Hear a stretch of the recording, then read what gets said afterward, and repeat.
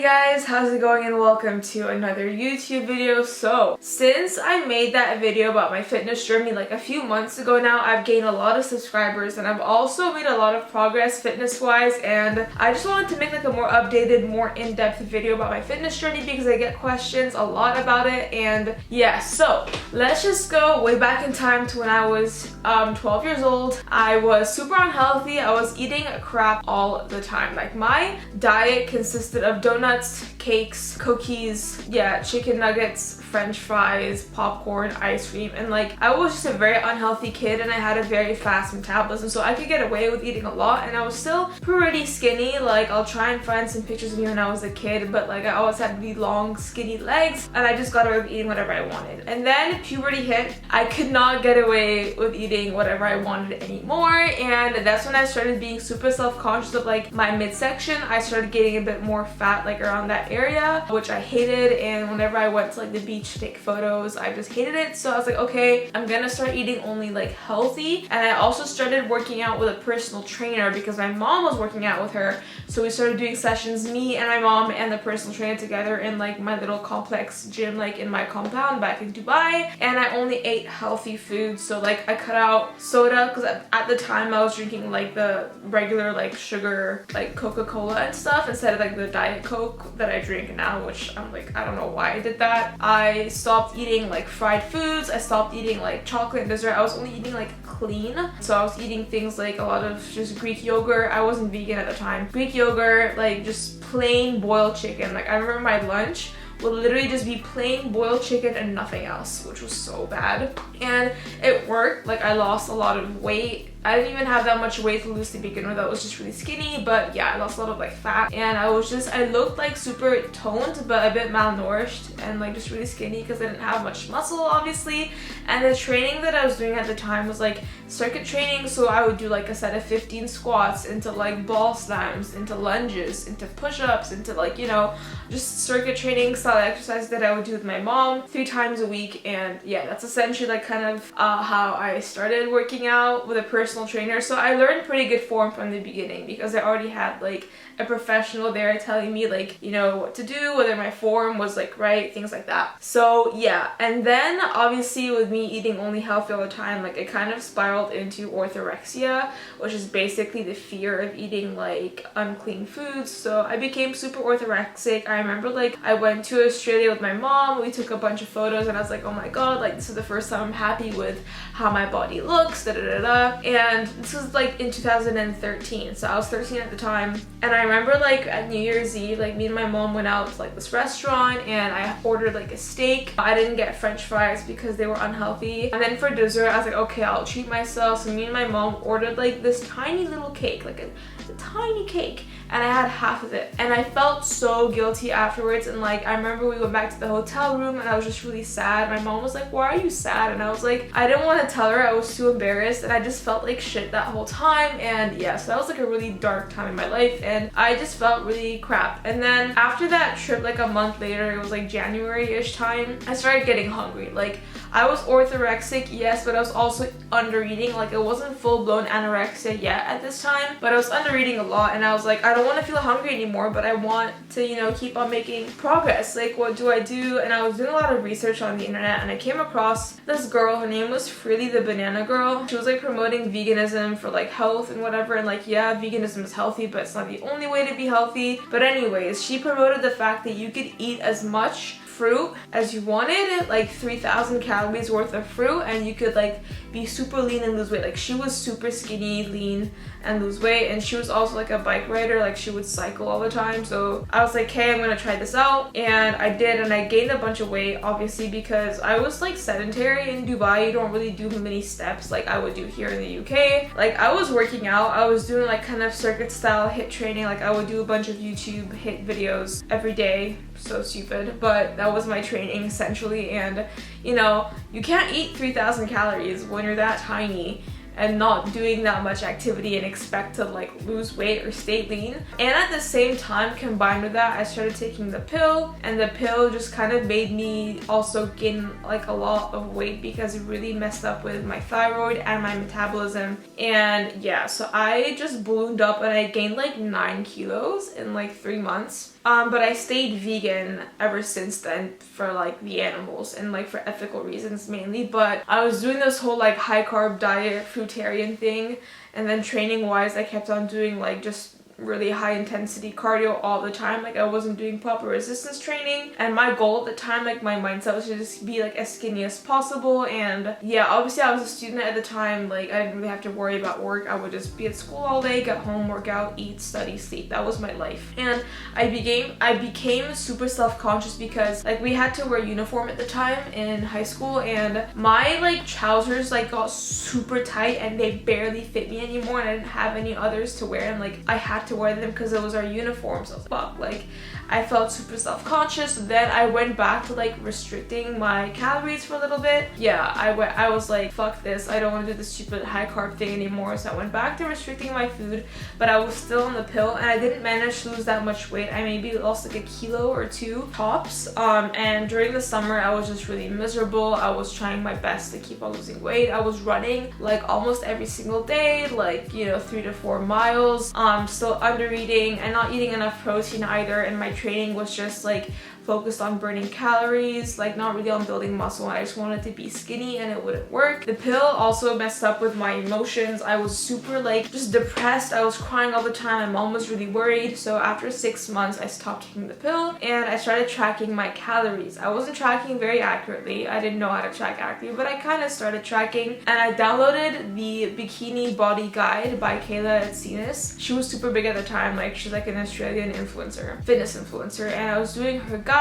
There's a lot more structure to it, and like it wasn't like resistance training, but there were resistance training components in it. It was like circuit style, and since you were doing the same workouts for like 8 weeks, you could actually apply progressive overload. And she also gave you like a cardio protocol to do as well. So with that I saw a lot of progress, and since I was eating, I think I was eating like 16 or 1700 calories at the time, and I saw a lot more changes in my body. And I remember when I went to Thailand at the end of that year, I was like, wow, like I'm super confident with my body and I really liked how I looked. After that whole Thailand trip, I came back home and I was really hungry. I was like, I don't want to be eating like 1600 calories, like I want to eat more. So I gave the whole high carb vegan thing another shot, because although I had stopped it, I still kept on following Freely, and like honestly her videos were like propaganda.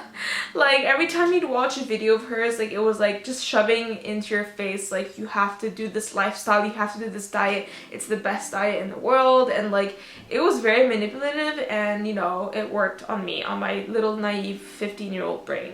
So I tried it again and I gained heaps of weight again, obviously, because I did not need 3000 calories. I was a tiny little, I weighed like 50-ish kilos. Like I was doing like 2000 steps a day. Like I really did not need, I didn't have muscle, I had no muscle. I really did not need all those calories. So yeah, I did that again, and a friend of mine was doing it with me as well. And I remember like during this time, like guys, a full day of eating for me would be like, for breakfast I'd have like 5 to 6 bananas. For lunch I'd have like, again, so much fruit, like mangoes and bananas and like dates. And then for dinner I'd have like, I'd order 6 avocado sushi rolls. 6. Like, and then I'd eat more potatoes after that. Like I was literally eating just carbs all day. Like I was eating no protein, barely any fats. Like it was really bad, and I kept that up for a few months again, and then my weight just was like pissing me off. And I also had a knee injury, which meant I couldn't train properly, and it was messing with my head. So this whole time the mindset was so like, I was so obsessed with how I looked, and I just wanted to get smaller and smaller and smaller. I was like, okay, you know what? I'm gonna stop doing this high carb thing. I made this mistake a second time. I'm just gonna stop. So I stopped it, and I went back to eating a more balanced vegan diet with like more protein, and like I counted my calories, and I started to cut down my calories to like 1400, 1300, and the weight started to come off. I went to Thailand again in December that year. I used to go to Thailand every year with my mom, and that time I was like, wow, like I actually can see like changes in my physique. Like I really like how I look, and I was still doing Kayla's Bikini Body Guide at the time as well. It had been a year since I had started them, and I was still doing like heaps of cardio and stuff. stuff, but at that time I felt truly like happy because I wasn't super hungry, and I started seeing progress. And when you start seeing like physical progress and you take photos and like you post those photos to social media and you get validation for like the way you look, it becomes really addictive to just keep going. So I kept going. My knee got injured, and then I also had this thing for which I had to get surgery in my lower back. It was like this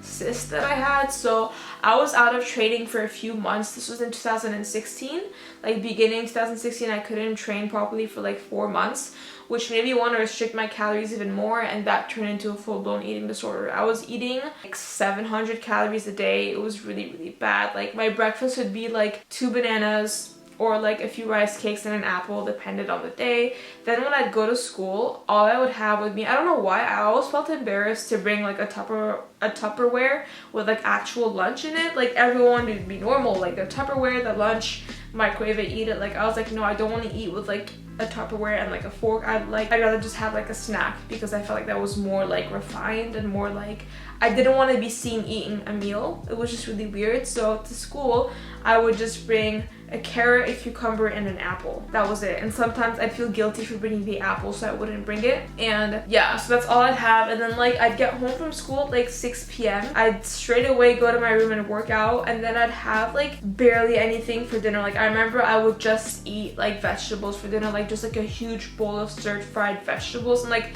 that would keep me really full, because obviously you can eat so much vegetables for like barely any calories, and it keeps you full because of the fiber and just the sheer volume. So yeah, and then like that was literally it. And then in bed I would just have a bowl of like berries, and I was doing that consistently for months. So I lost a lot of weight. I became really skinny, and on top of that I had this massive open wound in my lower back trying to heal, and it took longer to heal than normal, than other patients would have that heal, the doctor was saying. He didn't know obviously that I wasn't eating, but like now that I think of it, like it probably took forever to heal because I was not giving my body any nutrients. No protein, no nutrients, nothing. Obviously this massive open wound like this big in my lower back was not going to heal. And I didn't care, because I was like, I don't care, I just want to be skinny. Like I was so obsessed with the way I looked and the way other people viewed me and all the validation I was getting from people around me, because all the girls were like, oh my god, you're so skinny, you look like a model, like, oh, I love your body, da da da. And now looking back, I'm like, really? Are you sure? Because I look like a stick. Anyways, so that was really bad. It went on for a while, and then that summer when I could start training again after my wound finally healed and my knee was also a lot better, I was like, okay, let's get stronger. So I started doing more like, not really resistance training, I was using more and more weights, and I was less afraid of, I had like some dumbbells in my room and stuff, so I wasn't as like afraid of using the dumbbells and going heavier on the dumbbells. But yeah, so I gained a bit of weight, gained a bit of muscle. I was still under eating though, like I was still eating probably 1,000 calories. And then a year later, I kind of just started eating a bit more, like 1,500 calories. And then I was at the beach this one time. I remember this vividly. I still have the pictures. I was taking photos at the beach with my friends, and I was like, oh my god, like my midsection looks so fluffy. This was like my senior year of high school, before graduation. I was like, oh my god, my like midsection looks super fluffy. Like, yeah, so I saw the pictures, like, okay, I need to like diet again before going to Croatia on my senior trip. I went to Croatia for like a week, which was amazing. So again, I restricted my calories down to like 700, 800 calories, so bad. I did that for a bit, still did like a bunch of HIIT and like circuit training and just random workouts in my room, and I did a lot of running as well. Like I was still running every other day. And then yeah, when I went to Croatia, I was really happy with how I looked. I was like super skinny, and I was like, oh my god, you can see my abs, da da da. I've always had pretty good ab genetics because I used to do loads of ab workouts when I was a kid, the Blogilates ones, and just because I don't hold that much fat in my midsection, it's more around my glutes that I hold like most of my fat. That's the Arab in me. So yeah, that was that. Then after my senior trip, I moved to the UK.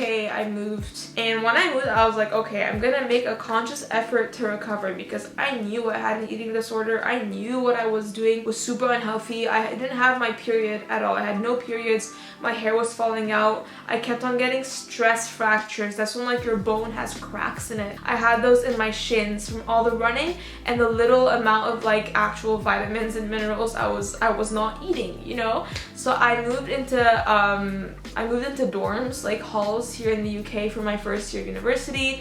I remember the first month I had no gym membership and I had no space in my room to work out, so I took a month of no working out for the first time in my life on purpose, which was actually nice. It was like kind of freshers time as well, so I was going out heaps, drinking heaps, still kind of food focused, and I was really scared of eating enough. But it was getting a bit better. I think I was eating around 1,500 calories on average, but I was also binge drinking a lot. And I kind of gained a bit of weight, but like I didn't look fat. Like my legs were always really skinny, but my midsection was really bloated. It was like a lot of water weight from all the drinking. And I do have like a couple of progress photos I took back in like my room back then. And then I found the gym. I signed up to become a member at the gym Bloomsbury, and it's the gym that I still train at today. Well, obviously not when like the gyms are closed because of Rona, but yeah. And I remember I signed up there and I was still kind of doing like the bikini body, like the BBG like guide workouts for lower body, but then for upper body I would just go downstairs like in the weights area and I would do like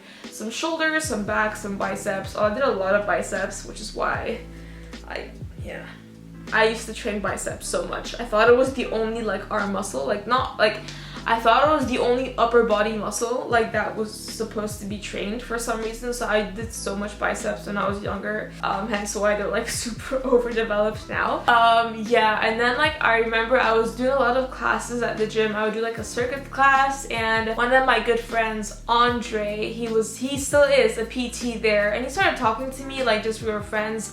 We started just talking and getting to know each other, and then he was like, yeah, like come train with me. So I started training with him here and there, and like we were doing more bodybuilding style workouts, and that's when I started using weights for like legs as well. So I would do squats with like the barbell downstairs on the squat rack, like not using the preloaded barbell anymore, but like the actual barbell. And then I started doing deadlifts and hip thrusts, and I started doing lunges and using proper weights, but I was still kind of under eating. And then I tried to like increase my calories gradually, but then I got scared, so I decreased them. So I was kind of just like limboing around for a few months, and that was in 2018. Yeah, so 2018 was my first year of kind of like figuring out the gym, but I wasn't too sure yet. But yeah, that was like my first year. And then I remember like after summer 2018 I was in Egypt, and like that was when I did my first cut, but like I didn't have any proper muscle, but like I took photos at the beach and I was like really happy. I was like, oh my god, like look at my abs, like my legs look so toned, and my family was pretty impressed because my upper body was pretty muscular, not my legs, but I had good upper body like musculature at the time. And then when I got back to London, I was like, okay,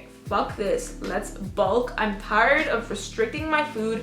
I'm tired of being scared to progress. I was like, I need to get uncomfortable to grow, and I bulked. So this was like from September 2018 until like February 2019 was when I did my first proper bulk, and I actually started my fitness Instagram then. So that's when Aliaa Lifts was created in September 2018. I'll insert some videos here of like the first few like workouts I posted. I was so cute, guys. I was squatting with like gloves on, and like my deadlifts were so bad and my hip thrusts were so bad. My upper body workouts were pretty good. Like I found it a lot harder to like fuck up upper body because like the form, like I don't know, it's harder to fuck up a shoulder press than it is to fuck up a squat. That's just my opinion. So yeah, I started posting my workouts, and like at the time I was still learning about nutrition. I started to emotionally detach myself from food because I was more emotionally attached to the gym. Like the gym became my new obsession,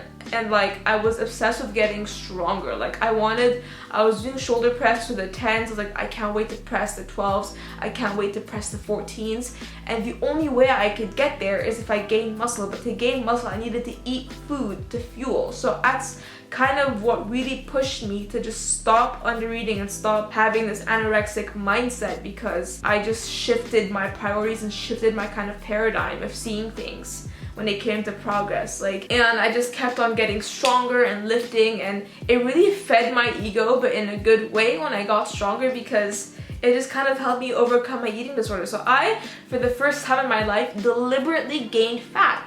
I wasn't weighing myself at the time in the beginning, but from looking at those photos, I think I was really tiny. I was probably around 51, 52 kilos. And at the end of that bulk, guys, I was like 61 kilos in like February 2019, and that was the first time like I genuinely deliberately was like, let's put on muscle and body fat. And I took my ending photos of my bulk. I wasn't like too happy with them. I was like, oh, I look kind of fluffy, but I wasn't depressed. I wasn't looking at myself in the mirror crying and being all depressed like I used to back in Dubai when I was like already really skinny.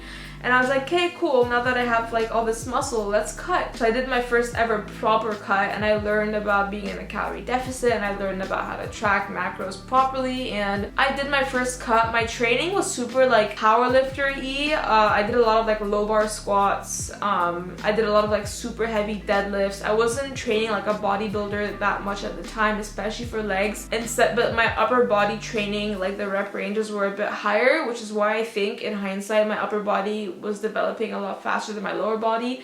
I was also doing a lot more volume and quality volume in my upper body than my lower body, and also my form on a lot of lower body exercises was not great, and I was using a lot more ego in my lower body than my upper body, which is why I think my legs, I needed to play catch up afterwards. So I did my first cut. Like, I looked pretty lean. Like, I went on holiday during the summer. I went to Bali. I went to Egypt. I'm from Egypt. Egypt's like back home, but I was in Bali as well. Took a bunch of photos, and I was really happy with them. For like the first time, I was like, wow, I look like I lift in these pictures. So I was really, really happy with that. I think I cut down to like 56 kilos, and I thought that was lean at the time, you guys. I thought that was lean. And then I got back to the UK in September 2019. I was like, right, let's bulk again. So I did a slow, it started off like slow and steady bulk. I stayed really lean until like November, and then from November till February I was like, fuck this, let me eat. So I did go overboard purposefully because I was like, you know what, I don't want to be lean right now, which is totally fine. And so I went up to 63 kilos in February. That was the ending weight for my bulk and the starting weight for my cut in February 2020. Right before Rona, you know, like just kind of took the world by storm. I did that, and obviously that fat gain wasn't necessary. Like, I could have still built the same amount of muscle, even more muscle, had I trained better.